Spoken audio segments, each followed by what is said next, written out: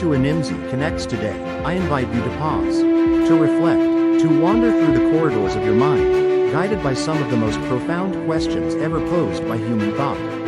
Questions that may not provide answers, but instead unlock doors to something far greater, a deeper understanding of yourself and the world around you.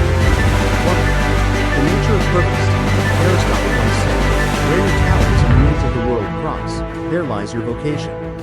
Yet, have you ever stopped to ask yourself, what is my purpose? Is it something you find? Or something you create? Consider this. Purpose isn't static. It breathes and evolves, just as you do.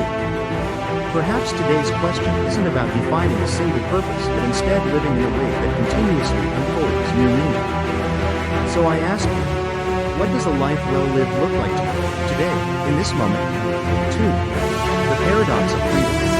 Jean-Paul Sartre argued that humans are condemned to be burdened by the weight of our choices. But freedom can be overwhelming. Here's a question for you. Are your choices truly your own, or are they shaped by the invisible strings of society, expectations, and feelings? Freedom isn't simply about doing as you please. It's about understanding why you choose what you choose. So, when you make decisions, ask yourself, whose voice guides you, mine or another? 3. The mirror of relationships. Confucius believed that relationships are the cornerstone of a harmonious life. But let me ask you this. Are the people in your life reflecting the best of you, or the parts you've yet to confront? Our connections are mirrors. They show us what we cherish and what we fear.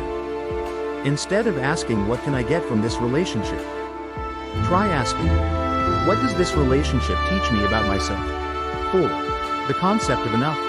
The Stoics often contemplated the idea of sufficiency. What is enough? We live in a world that tells us more is always better. More success. More wealth.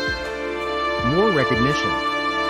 But have you ever asked yourself, what would enough look like in my life?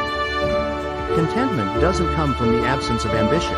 It comes from aligning your desires with your values. So, where does your enough begin and end? 5. The mystery of existence.